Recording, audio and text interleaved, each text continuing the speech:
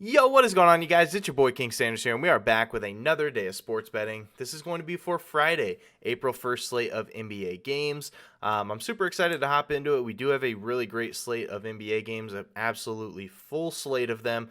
This is April Fools, so happy April Fools to everybody.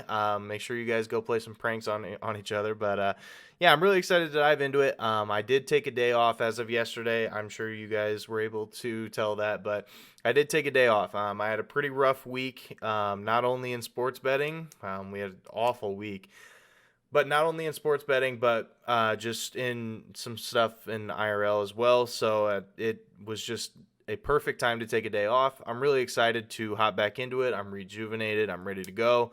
I found some really great plays. I've spent a lot of extra time on these ones, and I think that we have a pretty good shot to have a profitable day today. We need one for sure. I think we're like 7-6 on the week or something. It's not very good.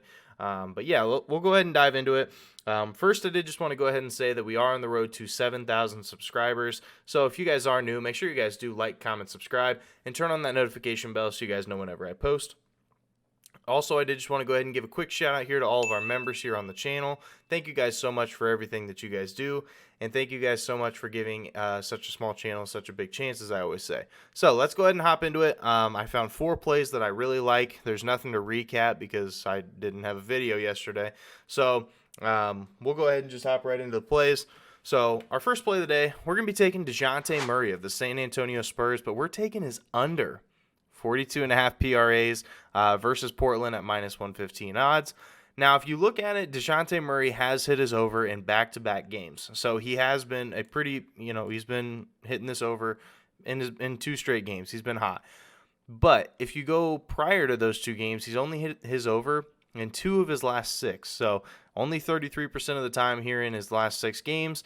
And when it comes to the Portland Trailblazers, I know they're not a great defensive team, but they do allow, in the last 7 games, they do allow the 11th fewest assists per game to opposing point guards. So I think we see a little bit of value there, especially from a guy like Dejounte Murray, who loves to get assists, who loves to pass the ball. I know he's a very good scorer and very good rebounder as well, but taking away a decent amount of these assists might really help us out here.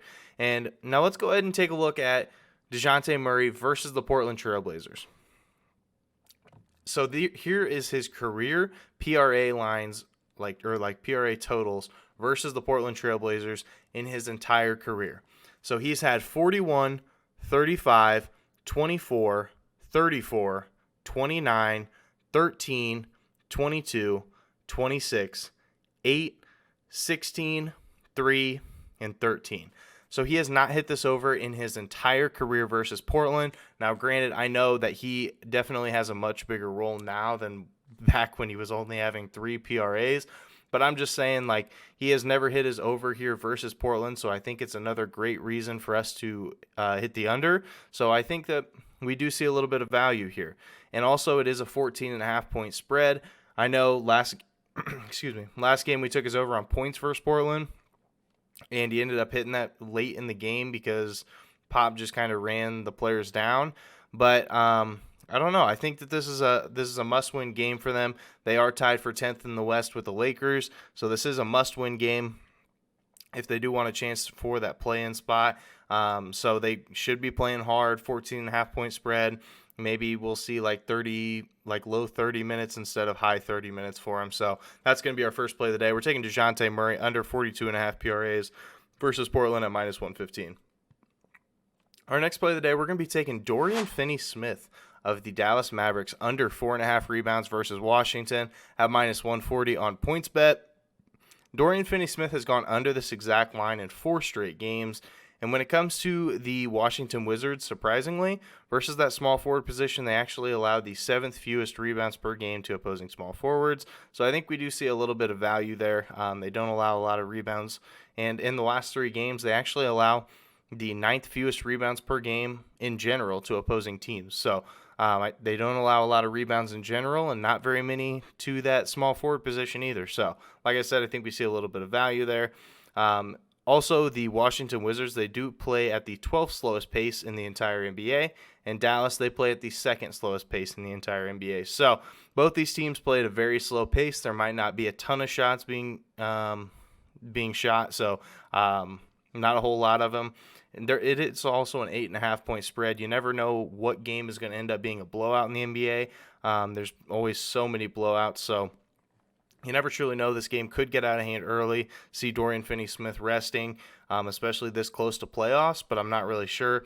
And if you look at it from a basketball perspective, Dorian Finney-Smith is more than likely going to be matched up on Corey Kispert, I would assume. Either him or probably Deni Avdija. Either way, Corey Kispert, he is averaging over his last 5 games 9.6 field goals attempted per game, and 6.6 of them are from the three-point line. So he is shooting a ton of threes in general, and almost every single shot that he takes is from the three-point line. So if Dorian Finney-Smith is going to be on him, he's likely going to be just camping out there on the three-point line. It's going to take a lot of long rebounds for him to be able to hit this over. So I do think we see a little bit of value here. I think it should be 3.5. So we're going to be taking Dorian Finney-Smith under 4.5 rebounds versus Washington at -140 on PointsBet. Next, we're going to be taking the Oklahoma City Thunder +4 versus the Detroit Pistons at -110 odds. Now, I know Detroit has been red hot. I get it. I understand it. That's fine. I completely understand. But there's something up here. And the reason I say that is because Detroit has been red hot, as I said. But the Thunder have almost like their whole starting 5 and then some out for the rest of the year. But they're only 4-point dogs against a Detroit team who's starting to show promise. So something's not adding up. It's a little fishy, so I'm going to go ahead and hop on the trend here. And the Thunder have actually been pretty good here since they started to rest their players. They've actually covered in 7 of their last 8 games. And as a home team this year, they are 19, 15, and 4 against the spread.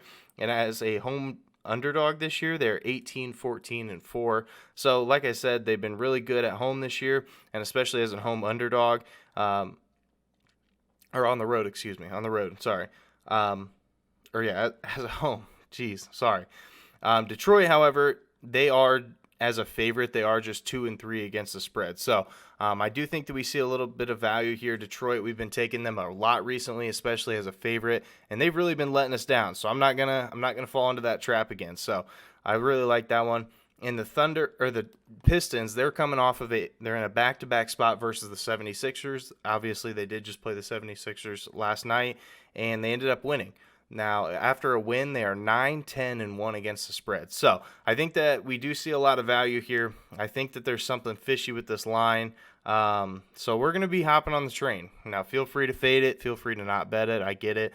But I do think that this is a spot where we do see a potential upset here for the Thunder. So that's our third play of the day. Thunder +4 versus Detroit at -110 odds. On our fourth and final play of the day, we're going to be taking the Minnesota Timberwolves +4.5 versus the Denver Nuggets at -110 odds. Now, the Timberwolves, they have only covered in 5 of their last 10, so they haven't been great.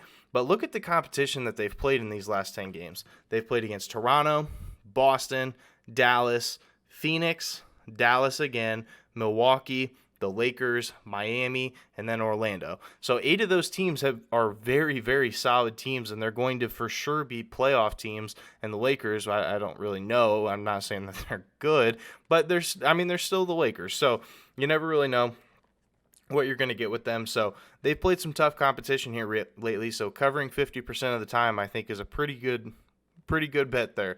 And Denver, they have only covered in 2 of their last 7 games. So they haven't been the best team. They haven't been smoking teams left and right. But as a home team this year, the Denver Nuggets, they are 14 and 23 as a home team this year. And as a home favorite, they are 12 and 18 against the spread. Now, if you look at it from a standings perspective as well, the Timberwolves, they are 2 games out of 6th place. So that way they don't have to play in that play-in tournament. And I think that's what they're going to try to go for. I'm not really sure. It's going to take a lot. But the Timberwolves, I do think they're going to try to make a run for that 6th seed. And the Nuggets, they are pretty content there in 5th. So I think that this is a spot where the hungry dog does run faster. So we're going to be taking the Timberwolves +4.5 versus the Nuggets at -110 odds. So that is going to do it for today's video. If you guys did enjoy, make sure you guys like, comment, subscribe, and turn on that notification bell so you guys know whenever I post. Like I said, we're on the road to 7,000 subscribers, so make sure you guys are subbed if you guys are new. But yeah, that's going to do it for me. This is King Center signing out. Peace.